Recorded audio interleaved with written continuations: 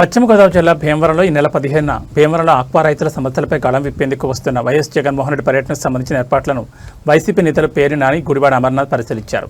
ఈ సందర్భంగా వైఎస్ఆర్సీపీ జిల్లా కార్యాలయం నందు ఏర్పాటు చేసిన విలేకరుల సమావేశంలో మాట్లాడుతూ ఆక్వా రైతుల సమస్యలపై ప్రభుత్వాన్ని నిలదీసేందుకు వైసీపీ అధినేత మాజీ ముఖ్యమంత్రి వైఎస్ జగన్మోహన్ రెడ్డి ఈ నెల 15న భీమవరం పర్యటనకు రానున్నారని తెలిపారు.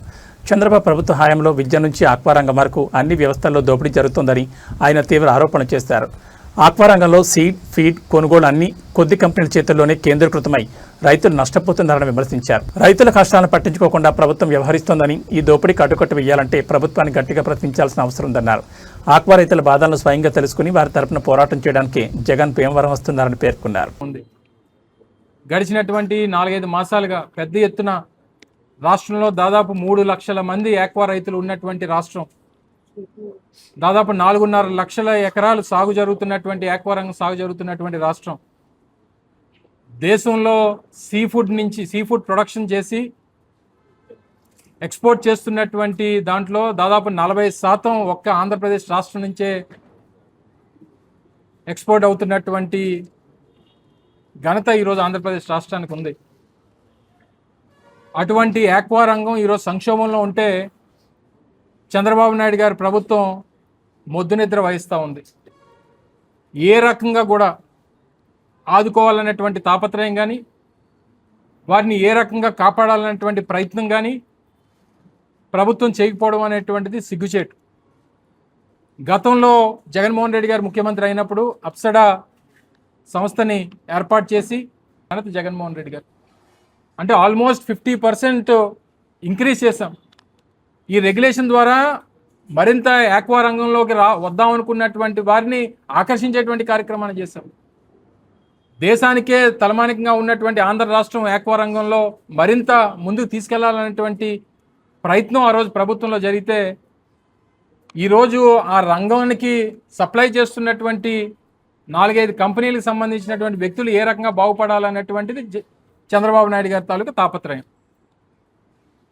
దాదాపు 14-16 రూపాయలు ఫీడ్ రేటు పెంచుతారు. చంద్రబాబు నాయుడు గారు మీటింగ్ పిలుస్తారు. ఇప్పుడే వాసుబాబు గారు చెప్పారు, పిలిచే మీరు ఏ రకంగా పెంచుతారు, 4 రూపాయలు తగ్గించండి అంటాడు. ఆయన 4 రూపాయలు చెప్తే వీళ్ళు 2 రూపాయలు తగ్గిస్తారు. ప్రస్తుత నారా చంద్రబాబు నాయుడు గారి ప్రభుత్వంలో రాష్ట్ర ప్రజల్ని దోచుకునేటువంటి అన్ని వ్యవస్థలు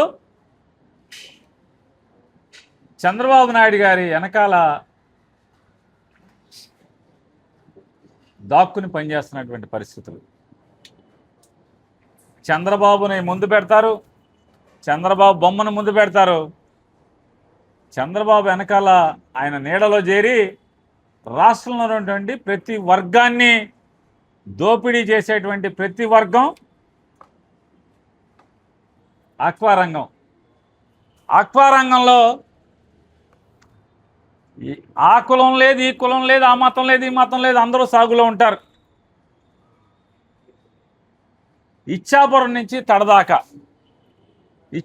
నుంచి తడదాకా ఉన్నటువంటి తీర ప్రాంతం మొత్తం కూడా ఎన్ని సామాజిక వర్గాలు ఉన్నాయో, ఎన్ని మతాలు ఉన్నారో అందరూ కూడా రొయ్యలు, చేపల మీద ఆధారపడి బతుకుతున్నారు. ఎలక్షన్ల ముందు అవంతి, సంధ్య, దేవి, ఆ చెమ్మచెక్క, ఈ చెమ్మచెక్క అన్ని కంపెనీలు చంద్రబాబుకి సందాలు ఇస్తారు. వారు వీరు లేదు. ఇక వాళ్ళు రొయ్యలకి, చేపలకి పనికొచ్చేటువంటి పిల్లలాళ్లే సప్లై చేస్తారు, వాళ్ళే పుట్టిస్తారు. ఈ కంపెనీలే వాళ్ళే రైతులకు ఇస్తారు. పిల్లలకి నులి మేత వేసేటువంటి మేత వాళ్ళే తయారు చేస్తారు. నెల రోజులు దాటిన తర్వాత మేత వాళ్ళే తయారు చేస్తారు. 2 నెలలు దాటిన తర్వాత వాళ్ళే తయారు చేస్తారు. 4 నెలలు దాటిన తర్వాత మేత వాళ్ళే తయారు చేస్తారు. మధ్యలో రోగం వస్తే రోగానికి మందు వాళ్ళే తయారు చేస్తారు. అలాగే వీడు పట్టుకొని దాన్ని అమ్మాలంటే వాళ్ళే కొంటారు. మళ్ళీ అమెరికాకి పంపాలన్నా వాళ్ళే పంపుతారు. మళ్ళీ అమెరికాలో కొనాలన్నా వాళ్ళే కొంటారు. అమెరికాలోంచి కొట్లుకి వేయాలన్నా వాళ్ళే వేస్తారు. మొత్తం చంద్రబాబు బ్యాచే. పిల్లలో దోచుకుని, చేప పిల్లలో దోచుకుంటే తృప్తి కలగట్లా. మేతలో తృప్తి కలగట్లా దోచుకున్నది, ఆఖరికి పంటలో కూడా దోచుకునేటువంటి పరిస్థితి. ఎన్నికల్లో వీళ్ళందరూ కూడా చంద్రబాబు నాయుడికి 1000-2000 కోట్లు సందాయిస్తారు. అందరూ కలిసి 1,00,000 కోట్లు, 2-3 లక్షల కోట్లు రైతుల దగ్గర ఈ 5 ఏళ్లలో దోచేస్తారు. చంద్రబాబు మాట్లాడ్డు ఎంత సందడిగా ఉంటుందంటే చంద్రబాబు దగ్గర ఈ తంతు. ఆయన చెప్తాడు 4 రూపాయలు పెంచుతున్నారని చెప్తారు. బాగోదే పెంచొద్దా అంటాడు. ఈలో వాళ్ళు అలాగే చూద్దామయ్యా, వ్యాపార పరిశ్రమలు, వ్యాపారం అనేది లాభ నష్టాలు మనం చేయలేం కదా. ముడిసరుకు పెరిగినప్పుడు వాళ్ళు పెంచుకుంటూ ఉంటారు. ప్రభుత్వానికి ఏం బాధ్యత ఉంటుంది దీంట్లో? వ్యాపారం పోగొట్టుకోలేరు కదా అని సన్నాయి నొక్కులు చెప్తారు చంద్రబాబు నాయుడు గారు క్యాబినెట్ మీటింగ్లో. వెంటనే మనోడే కదా, ఎలక్షన్ ముందు మనం బాగా ఆయిల్ కొట్టించాం కదా అని చెప్పి వెంటనే వీళ్ళేం చేస్తారు, 8 రూపాయలు పెంచుతున్నామంటారు. వచ్చినటువంటి బాకీలు చెల్లించాలంటే 10% 10% కమిషన్ అడ్వాన్స్గా తీసుకుంటున్నారు ఈ మంత్రులు, నారా చంద్రబాబు నాయుడు గారు. మిల్లర్లకి బిల్లులు, రైస్ ఆడిచ్చి అప్పచెప్పినటువంటి CMR ఆడిచ్చిన ఖర్చులు 10% తీసుకుంటున్నారు. అంటే అంతా వాళ్ళు కలిసి జనాన్ని దోచుకునేటువంటి పరిస్థితులు. ఈ దోపిడీ ఆగాలంటే, ఈ దోపిడీ పోవాలంటే చంద్రబాబు కుర్చీలోంచి పోతే కానీ రాష్ట్రంలో ఉన్నటువంటి ఏ పంట రైతాంగానికైనా దరిద్రం పోదు. దానికోసం ఇంకా 3 ఏళ్ళు సావలేం కాబట్టి జగన్మోహన్ రెడ్డి గారిని, అయ్యా పరిస్థితి ఇట్లా ఉందంటే రేపు 15వ తారీఖు వస్తున్నాడు ఆయన. రొయ్యల మేతలు, చేపల మేతలు ఎవరైతే దోచుకుంటున్నారో, సోయా తగ్గితే ఈ రేటు తగ్గదు, సోయా పెరిగితే ఈ రేటు పెరుగుతూ ఉంటుంది. మళ్ళీ రేపు సోయా తగ్గుద్ది, ఈ రేటు పడదు. ఇటువంటి చంద్రబాబు నాయుడు చేస్తున్నటువంటి తప్పుడు వ్యవహారాలు, తప్పుడు వ్యాపారం, తప్పుడు పరిపాలనని తుదముట్టించటానికి, రైతుల తరపున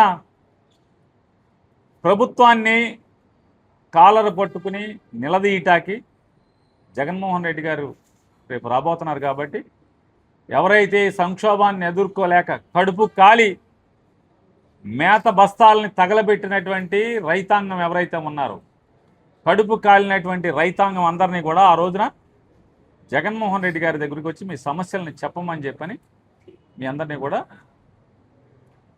తెలియజేస్తున్నాం.